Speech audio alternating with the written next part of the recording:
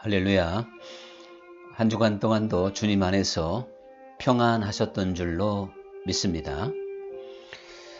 사도 바울이 은혜에 대해서 설명을 할 때 로마서에서 이렇게 설명하고 있는 것을 볼 수가 있는데, 일을 하지 아니하여도 하나님께 의롭다함을 얻는 자들은 복이 있도다.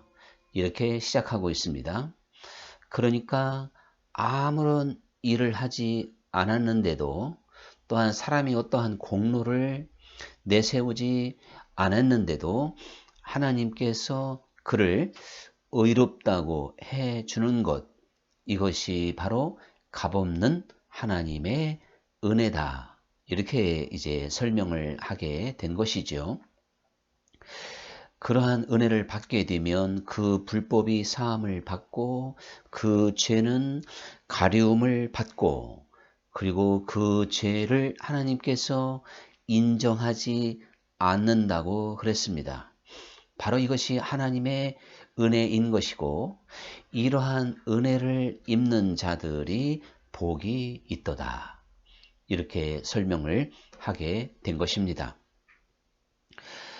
우리가 신앙생활을 하면서 이 은혜라고 하는 말을 얼마나 많이 사용하고 듣고 있는지 모릅니다.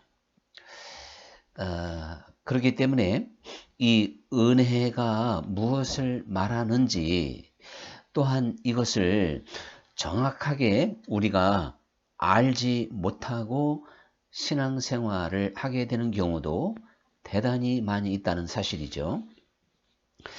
그래서 저는 오늘 성경에서 말하는 이 은혜의 개념이 무엇인가, 성경은 은혜에 대해서 무엇이라고 말씀하셨는가를 좀 더 명확하게 함께 나누어 보고자 합니다. 우리는 은혜라는 말을 생각할 때 지금 방금 사도 바울이 로마서 4장에서 설명하고 있는 그 은혜, 그러한 차원에 머무를 때가 너무나도 많습니다. 우리가 만약 성경에 나와 있는 은혜라고 하는 개념을 아까 제가 소개했던 대로 일을 하지 아니하고도 그 의롭다함을 얻는 것, 그래서 그 죄와 불법과 또한 죄가 사함을 받고 가리움을 받고 인정치 않을 자, 하나님께서 그 죄를 인정하지 않을 수 있는 축복, 이것을 받는 자들이 복이 있도다 하는 이러한 은혜에만 우리가 은혜의 개념을 이해하게 된다면 우리는 은혜에 대해서 50점을 맞는 것이다. 이렇게 저는 말씀드릴 수가 있습니다. 실제적으로 우리가 은혜를 일방적으로 이렇게 그 50점짜리로만 이해를 했기 때문에 은혜가 은혜되지 못한 경우가 대단히 많이 있고, 하나님의 그 귀한 은혜가 값싼 은혜로 멈추어서 하나님께 많은 은혜를 받고도 우리가 열매를 맺지 못하고 변화되지 못하는 경우가 허다하다는 사실이죠. 우리가 하나님의 은혜를 경험하였음에도 불구하고 주님께서 원하시는 열매, 작품이 만들어지지 않는다면 그것은 은혜를 헛되이 받는 것이고, 이제 부르심에 합당한 자가 아니라는 사실을 기억해야 되는 것입니다. 우리가 말 그대로 은혜, 내가 일하지 아니하고도 아무런 공로가 없음에도 불구하고 하나님께서 내게 삭슬 주시고, 그래서 나를 의롭다 해 주시고, 또한 나를 받아 주신 것, 자, 이러한 사실에만 우리가 머물러 있다면, 그래서 그러한 은혜를 받은 사람은 그 이후에 죄를 지어도 죄가 되지 않고, 또한 하나님께서 계속 이제 한번 은혜를 받은 사람에게는 불법을 사해주고 가리워주고 인정하지 않을 것이냐? 이렇게 생각해 볼 수가 있습니다. 일단 이렇게 생각하는 사람들은 기독교 역사에서 이단으로 정죄를 다 받아버렸습니다. 그들은 바로 우리가 잘 아는 구원파의 무리들이고, 그들은 복음 만능주의자고, 또한 값싼 은총론이라고 신학적으로 비평을 받게 되었습니다. 실제적으로 사도 바울의 고민을 우리가 생각을 해보면, 바울은 누구보다도 하나님의 은혜를 잘 이해를 해서 거저 하나님의 은혜로 불법이 사함받고 가리움을 받고 죄가 인정치 않을 수 있는 그러한 축복을 알았고 고백했고 가르쳤음에도 불구하고, 그가 이제 그러한 축복을 받았음에도 불구하고 계속적으로 그는 죄에 대해서 싸워야 되고, 그래서 오호라 나는 곤고한 자로다. 누가 나를 이 사망의 고통에서 건져낼 수 있을까? 이제 이 바울은 이 로마서 6장에서 우리가 이러한 은혜를 받았다고 해서 죄 가운데 있어도 좋다는 이야기냐? 죄를 이기는 삶을 살지 못해도 좋다는 말이냐? 이렇게 이제 6장에 가서 반문하게 됩니다. 그러면서 결코 그럴 수 없느니라.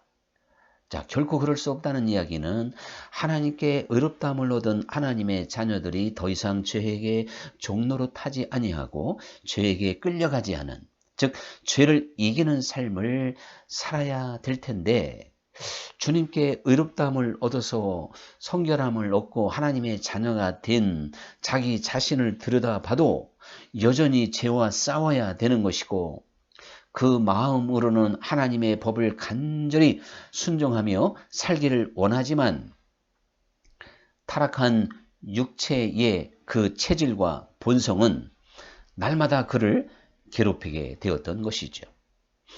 이 괴로운 마음은 바울뿐만 아니라 누구든지 경건하게 살고자 하는 자들, 신앙생활을 시작한 모든 이들의 고통이고, 또한 절박한 심정이라고 하는 것을 여러분도 인정하고 저도 인정합니다.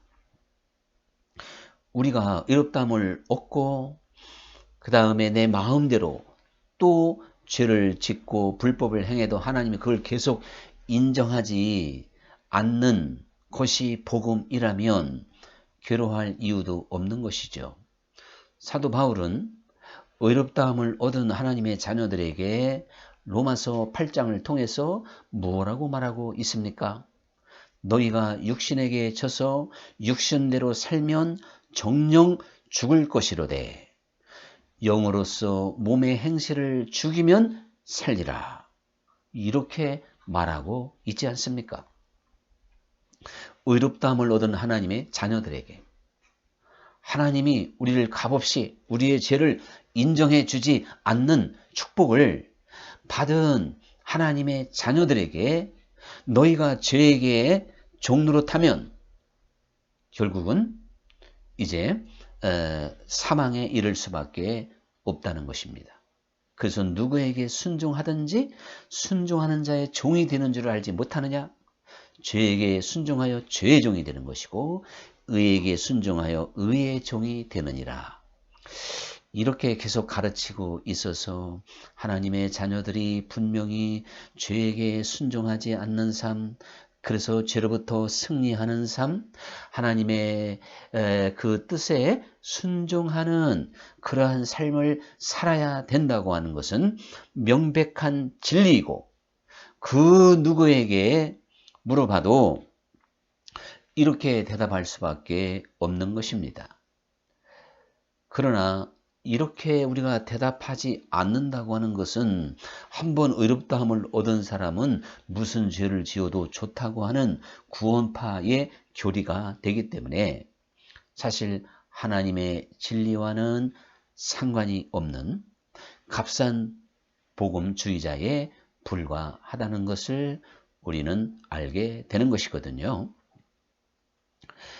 그래서 우리는 이 은혜에 대해서 제가 여러분이 좀 더 이해하기 쉽게 제가 1단계 은혜 그리고 2단계 은혜 이렇게 한번 세분해서 설명을 해드리고 싶습니다. 1단계 은혜라고 하는 것은 값없이 의롭다함을 얻는 것이죠. 우리는 어차피 죄와 허물로 말미암아 죽은 존재들이고 타락한 존재인데 우리가 하나님이 나를 살려주지 않는 한, 하나님이 내 죄를 용서하고 사해주지 않는 한 깨끗함을 받을 길이 없는 겁니다. 하나님이 나를 그 죽음 가운데서 살려주지 않는 한 살아날 수 있는 사람은 아무도 없는 것이지요. 그러므로 하나님께서 그 은혜를 우리에게 주셔서 그 은혜로 말미암아 우리의 불법을 사하시며 우리의 죄를 용서하시며 우리에게 새 생명을 주신 겁니다. 이것이 바로 칭의인데 이 칭의의 단계에서 이거는 오직 하나님의 은혜로만 된다는 것이죠. 즉 칭의가 나의 어떠한 선행으로 되는 게 아니고 그래서 내가 어떠한 공로를 쌓아야 되는 게 아니라고 하는 것을 지금 설명해 주고 있는 겁니다. 그런데 대부분의 사람들은 하나님의 은혜를 이 1단계적으로만 이해하기 때문에 그 이상의 세계로 침노하지를 못합니다. 하나님의 그 은혜를 온전히 이해할 수가 없습니다. 하나님의 은혜, 성경에서 말하는 은혜의 개념은 단지 은혜로서 우리를 의롭다고 하실 뿐만 아니라 그 하나님의 은혜는 결국 우리를 변화시키고 우리로 하여금 빛의 자녀답게 살게 만들고 우리로 하여금 하나님이 원하시는 성령의 열매를 맺는 사람으로 만든다는 것입니다. 그래서 사실 우리가 은혜의 개념 중에 의롭다함을 얻을 수 있는 이 은혜가 1차적인 것이고 너무나도 중요하지만 그리고 2차적으로 또한 이제 그 은혜가 하는 역사를 잘 이해해서 그 부르심에 합당한 자, 은혜 받은 자가 은혜 받은 자로서 합당하여 은혜가 은혜될 수 있는 그러한 열매를 맺어야 된다는 사실이죠. 이것이 바로 에베소서를 통해서 이 은혜의 개념이 잘 설명되고 있는 걸 볼 수가 있습니다. 이제 에베소서 2장에서는 이렇게 말하고 있지 않습니까? 너희가 전에는 세상 풍속을 따랐고 공중권세 잡은 자를 또한 좇았고 그래서 불순종의 아들들의 역사하는 그 영의 지배를 받았다는 것입니다. 그때 너희가 한 일이 무엇이냐? 너희들은 육신을 따라 살았고 육신과 인간의 마음이 좋은 정욕적인 삶을 살아서 하나님의 저주의 진노를 살 수밖에 없는 자들이 되어져 있었다는 것입니다. 그러한 너희들을 하나님의 긍휼히 여기시고 은혜를 베푸셔서 그 가운데에서 구원해 내셨다는 것이죠. 그래서 이제 하나님께서 이제 그 그러니까 공중권세 잡은 자를 따랐던 우리들을 주 예수님을 따를 수 있도록 만들고 그리고 세상 풍속을 좇았던 우리들이 이제는 주님의 그 말씀을 따라서 하나님 나라의 그 능력을 가지고 살 수 있도록 만들었다는 사실입니다. 그러므로 우리가 육체를 따라 육신과 마음이 원하는 대로 행하는 것이 아니라 절제하고 또한 이제 주님의 음성을 들으며 우리가 영의 소욕을 따라 살아갈 수 있는 사람으로 만들었다는 것이죠. 이것이 바로 하나님의 은혜로 되었다는 것입니다. 그러니까 제가 오늘 중점적으로 생각해 보고자 하는 이 2차적인 은혜라는 게 뭘까요? 하나님의 은혜는 단지 우리를 값없이 의롭다함을 해 주실 뿐만 아니라 우리를 옛 생활에서 새 생활로 나오게 만드는 은혜입니다. 그래서 어두움에서 빛으로, 저 세상 가운데서 하나님의 나라로, 또한 육적인 삶에서 영적인 삶으로 이렇게 옮겨가도록 옮겨주는 것이 바로 하나님의 은혜인 것입니다. 이렇게 우리가 옛 생활을 청산하고 새 생활로 시작할 수 있는 길은 오직 하나님의 은혜밖에 없는 것이죠. 그래서 은혜 받은 사람들마다 모두 다 새 생활을 하게 됩니다. 그가 이전에 즐겼던 것, 이전에 행했던 것들이 얼마나 더러운지, 얼마나 하나님 보시기에 악한 건지를 깊이 절감하고 이제는 빛을 따라 살아갈 수 있도록 만드는 것이 하나님의 은혜인 것입니다. 내가 하나님께 엄청난 은혜를 받았는데도 아직도 그 생각과 마음이 어둡고 세상적이고 이제 세상 풍습을 따라가고 마귀가 좋아하는 일을 행하고 있다면, 그래서 육적이며 정욕적인 삶에 머물러 있다면 그것은 진정 주님의 은혜를 받은 바가 없다는 사실이에요. 주님의 은혜는 그러한 은혜가 아닌 것입니다. 그러므로 바울이 나의 나 된 것은 오직 하나님의 은혜라. 자, 사실 우리가 생각해 볼 때 사도 바울은 오늘날로 말하면 성공지향적인 인물이었고, 그래서 그가 자신의 영달과 명예와 성공을 위하여 주 예수님을 누구보다도 핍박하는 바리새인이었습니다. 열성분자였습니다. 그러한 그가 주님께 은혜를 받고 전혀 다른 사람이 되어서 누구보다도 그리스도를 위하여 헌신하며 고난의 길을 걸어갔던 것이죠. 그리고 정말 그 영적인 깊은 거장이 되었던 것입니다. 바울은 자기 자신을 가리켜서 죄인 중에 괴수라고 고백할 만큼 고약한 것이 그 안에 가득한 것을 탄식할 수밖에 없었던 사람이지만, 그가 이제 그러한 모든 어둠을 청산하고 주님의 사도로서 또한 주께서 원하시는 열매를 맺으며 주님께 쓰임 받을 수 있는 신령한 자가 된 것은 오직 하나님의 은혜로 된 것이라고 말씀하고 있습니다. 그러니 오늘 우리가 주님의 은혜를 받으면 영적인 사람이 되는 겁니다. 다시 말하면 신령한 사람이 되는 것입니다. 세상적인 삶을 살지 않는 겁니다. 주님의 은혜는 우리의 목표를 저 하늘에 두게 되는 것이고, 우리의 두 눈을 오직 그리스도께만 이제 맞추게 되어서 우리로 하여금 마음을 다하고 뜻을 다하고 힘을 다하고 성품을 다하고 목숨을 다하여 주 하나님을 사랑하게 만듭니다.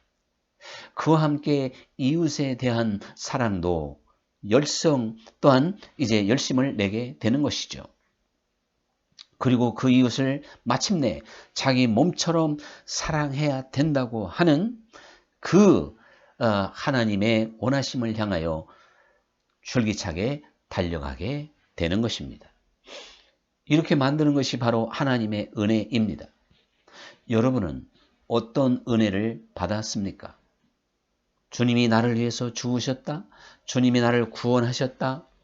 그래서 그 은혜, 그 공로만을 찬양하고 기뻐하고 감사하는 수준의 어떠한 은혜는 은혜가 은혜되지 못한 것입니다. 물론 그러한 것도 감사로 고백이 돼야 되겠지만, 그 은혜로 인하여 우리가 하나님이 주시는 믿음으로 세상적으로 살 수밖에 없는 내가 이제는 믿음으로 세상을 이기며 살아갈 수 있어야 된다, 그런 이야기죠.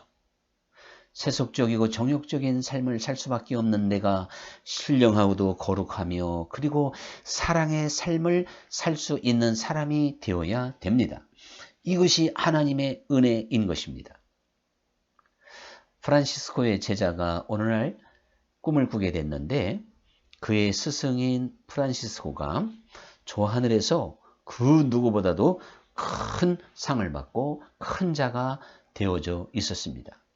그래서 그는 꿈속에도 역시 우리 스승님이구나 생각하며 잠에서 깨어나서 프란시스코 앞에 달려가서 스승님은 참 좋으시겠습니다. 제가 방금 꿈을 꾸었는데 저 하나님 나라에 가니까 역시 스승님이 가장 큰 자이고 큰 상을 받게 되어져 있었습니다. 이렇게 말을 하죠. 그 말을 들은 프란시스코는 우쭐대고 자랑스러운 마음을 갖는 것이 아니라 하나님께서 내게 주신 은혜를 지금 저 길거리를 배회하는 불황자와 같은 사람에게 내려주셨다면 그는 나보다 더 큰 자가 되었을 것이다. 그렇게 답변을 하게 됩니다. 여러분, 우리는 이 프란시스코의 답변을 잘 생각해 봐야 됩니다. 이것은 바울이 나의 나 된 것은 오직 하나님의 은혜로다는 말과 동일한 것이죠. 프란시스코도 하나님의 은혜가 그 성 프란시스코와 같은 사람을 만든 것이지 그가 힘쓰고 애쓰고 노력해서 될 수 있는 게 아니라는 것을 누구보다도 잘 알고 있고 하나님이 프란시스코의 눈을 열어주고 귀를 열어주고 그리고 풍성한 은혜를 주었기 때문에 그는 많은 깨달음 속에서 보통 사람들이 또한 믿음을 가지지 않은 사람들이 육의 사람이 도무지 흉내낼 수도 없는 그러한 영적인 길을 자기를 부인하고 날마다 십자가를 지는 그러한 길을 걸어가게 되었던 것입니다. 이것이 바로 하나님의 은혜의 세계다라고 하는 걸 다시 한번 기억해야 되겠습니다. 예수님께서 이제 예수님의 말씀을 듣고 아주 놀라면서 주님 그러면 누가 구원을 받을 수가 있겠습니까? 이렇게 반문하는 그 제자들에게 사람은 할 수 없지만 하나님은 하실 수 있느니라. 이렇게 대답을 하시게 됐습니다. 자, 이것도 바로 은혜를 설명하기에 너무나도 적절한 예수님의 말씀이 되는 것이죠. 사람은 할 수 없지만 하나님 아버지는 하시느니라. 하나님이 하시느니라. 주님께서 이렇게 말씀하신 것은 그 바로 부자 청년의 이야기 가운데 나온 말씀이 되는데요. 이 부자 청년이 예수님의 요구를 받고 근심하며 돌아가지 않습니까? 그러니까 이제 저렇게 부자 청년처럼 근심하며 돌아가는 자들은 하나님 나라 가기가 얼마나 어려운지 약대가 바늘귀로 들어가기보다 어렵다. 이렇게 말씀을 하시게 된 거였거든요. 그러니까 제자들이 놀라서 주님, 그러면 도대체 누가 구원을 받을 수 있겠습니까? 이렇게 이제 반문하게 되었던 것입니다. 사실 평생 물질만 의지하면서 살았던 이 부자 청년이 그 모든 것을 다 팔아서 가난한 자에게 주고 아무것도 없이 주님께로 온다고 하는 거 결코 쉬운 게 아니죠. 이거야말로 사람은 못하는 거죠. 그러나 하나님은 하시느니라.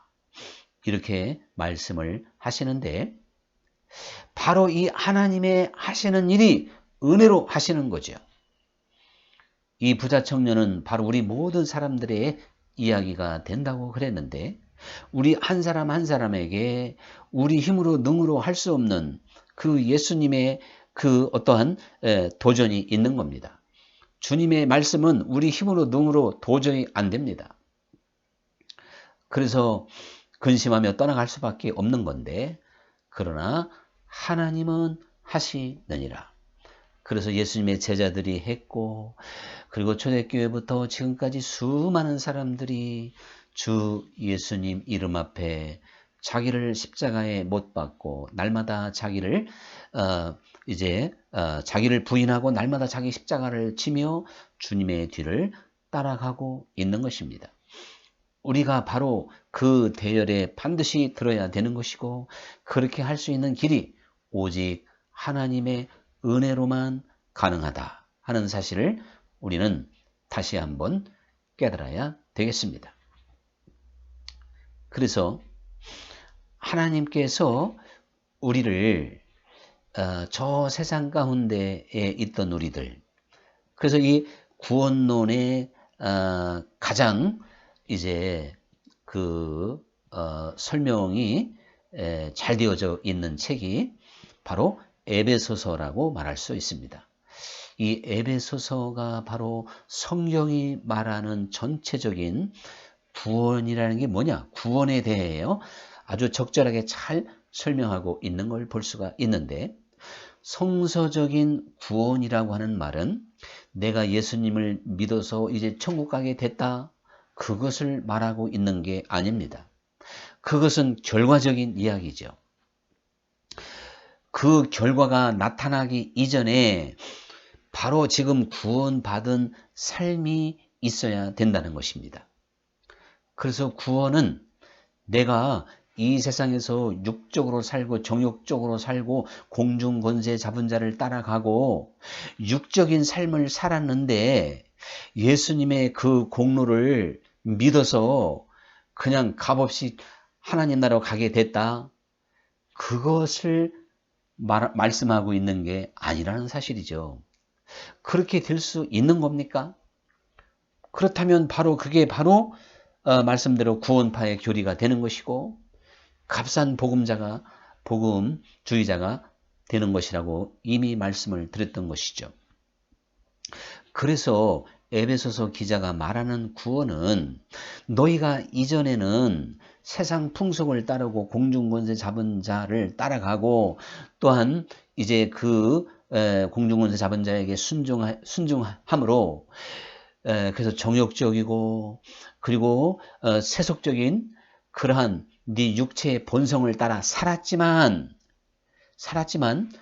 이제 그 은혜로 말미암아 너희가 어린 양 예수 그리스도를 따르는 자가 되었다는 사실이죠.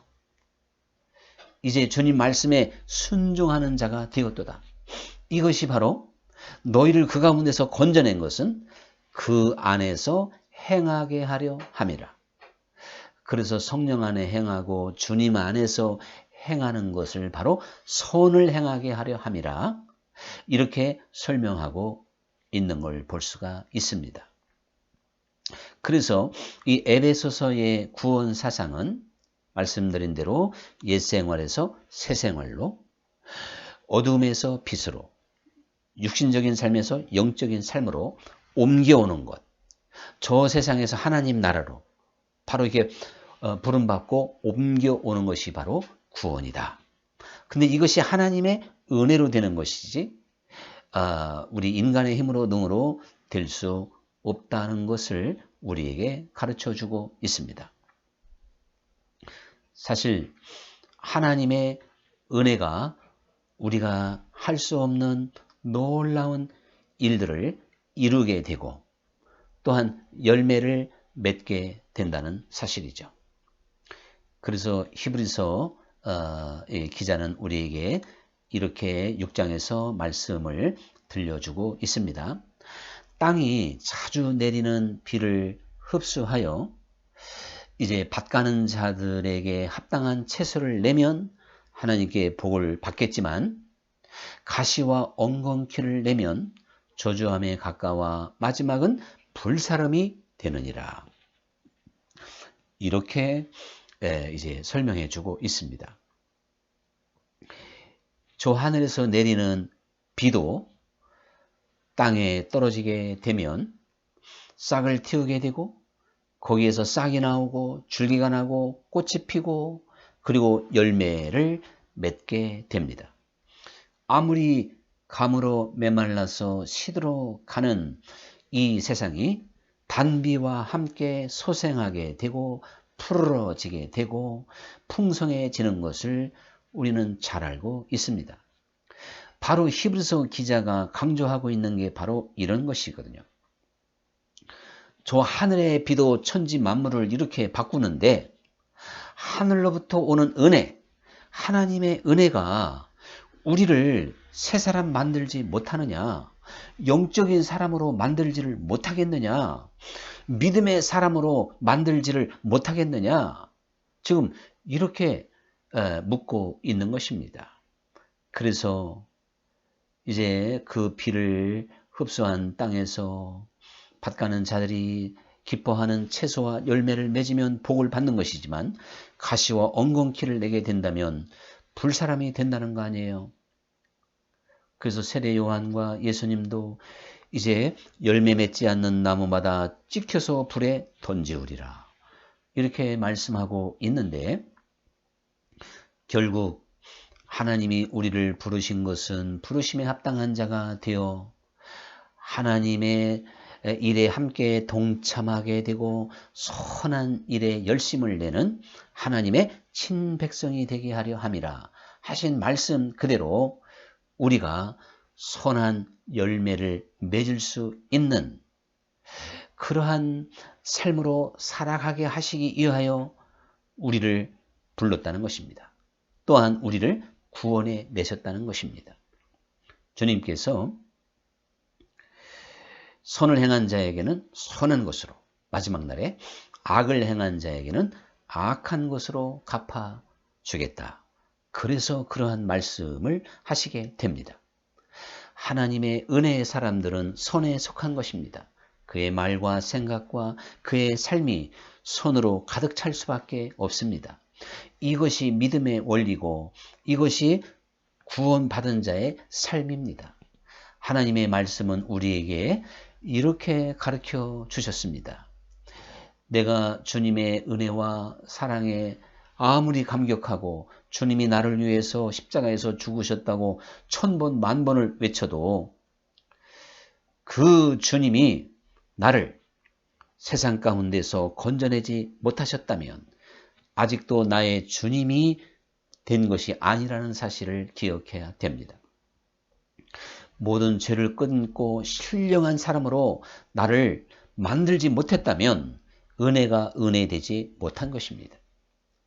그러므로 보라, 지금은 은혜 받을 만한 때요 구원의 날이로다 하신 말씀과 같이 우리가 지금 구하면 주시고 찾는 자에게 찾게 해주시고 두드리면 이제 열어주시는 이 엄청난 은혜의 시대에 여러분 무엇보다도 성령 충만, 즉 은혜 충만한 사람이 될 수 있기를 힘써야 된다고 말씀하고 있는 것입니다. 그래서 구하고 찾고 두드리면 좋은 것, 즉 성령을 주시지 않겠느냐. 바로 성령 안에 은혜가 있는 것이고 하나님의 역사가 있는 것 아니겠습니까?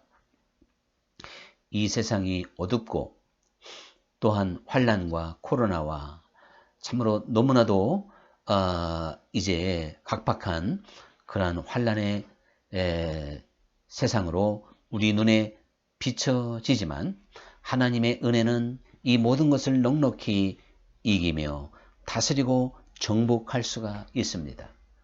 오직 주님의 은혜를 구하고 오늘도 구하고 내일도 구하고 찾고 두드리기를 날마다 힘쓰므로 말미암아 그 은혜로 인하여 여러분이 세상 가운데에서 승리할 수 있는 삶을 온전히 살아낼 수 있기를 간절히 축원합니다. 실제적으로 신앙생활은 날마다이잖아요. 육을 가진 우리들은 마귀가 얼마나 간교한지 조그마한 틈만 주어도 우리에게 치고 들어와서 우리의 생각을 미혹하고 우리의 마음을 무너뜨리고 우리의 신앙생활을 무너뜨립니다. 그러나 우리는 하나님의 은혜로 다시금 일어나야 되겠습니다. 그래서 나의 의인은 7번 넘어져도 8번 일어나리라. 바로 하나님의 사람들은 우리가 육신을 가졌기 때문에 하루에도 7번 넘어진다 할지라도 주님의 그 변함없는 은혜를 견고히 붙잡고 8번이라도 일어나서 주님 앞에 은혜를 구하고 또한 그 안에서 걸어갈 수 있는 믿음의 사람이 되어야 됩니다. 과거에 내가 은혜 생활을 했는데 지금 은혜 생활을 하지 못한다면 지금 기회 있을 때 보라 지금이 은혜 받을 만한 때요 구원의 날이로다 하신 이때에 더욱 주님의 이름을 간절히 부르면서 잃었던 은혜를 찾고 처음 사랑을 회복받아 주님 안에서 능력 있는 삶으로 풍성한 열매를 그리고 진정으로 신령한 길을 걸어갈 수 있기를 간절히 축원합니다. 기도하겠습니다.